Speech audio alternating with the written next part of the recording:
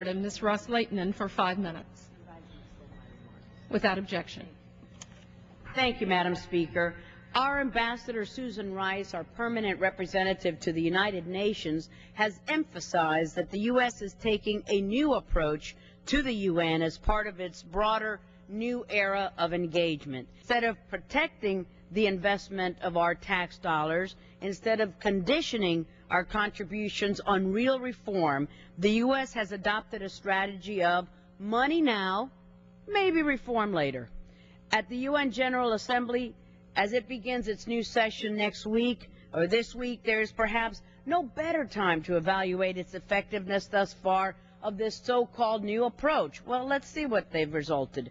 In March, the U.S. sent an observer to participate in the UN so-called Human Rights Council, which is dominated by dictatorships like China, Cuba, and Saudi Arabia, and is notoriously anti-Israel. Despite U.S. engagement, the Council stayed true to form. What did they do? Overwhelmingly passed 5 separate resolutions condemning Israel, passing no resolutions condemning human rights violations by the regimes in Iran, in Syria, Sudan, Cuba, Zimbabwe, or many other dictatorships. True to form, the Council-appointed panel recently released a report accusing Israel of war crimes and possibly crimes against humanity for defending its citizens against rocket and mortar fire from Islamic militants in Gaza. When it comes to the Council's biases and backwardness, there is no end in sight. There is no change in sight. Yet the U.S. silently nods and sends millions of our taxpayer dollars with no questions asked. There is also UNRWA, the United Nations Relief Works Agency, the UN discredited, biased agency for Palestinian refugees. This year alone, we have given UNRWA a record of $260 million. In return, UNRWA continues to compromise its strictly humanitarian mandate by engaging in propaganda against Israel and in favor of Hamas. In fact, UNRWA's head says she doesn't even consider Hamas to be a foreign terrorist organization, and her predecessor even admitted that members of Hamas were on the payroll of UNRWA, saying, "I don't see that as a crime."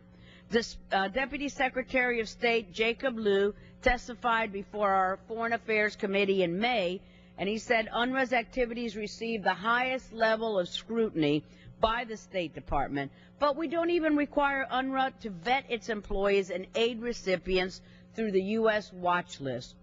Turning to the UN General Assembly, Madam Speaker, it remains silent in the face of intense repression and violent attacks by the Iranian regime against peaceful demonstrators. Yet, in late June, it moved swiftly to condemn and isolate the constitutional democratic government of Honduras for acting in accordance with and in protection of the rule of law.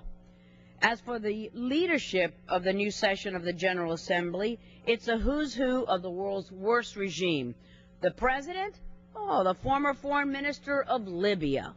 One of the vice presidents? From Sudan. A vice chair of the legal committee? Iran. But the U.S. has said nothing, as such rogue regimes were selected for leadership positions at the UN. Administration's officials have said the UN is essential to our efforts to galvanize concerted actions that make Americans safer and more secure. Libya, Sudan, Iran, are you feeling secure now? One of the greatest threats to the security of our nation and an existential threat to our ally Israel comes from the Iranian regime and its nuclear program.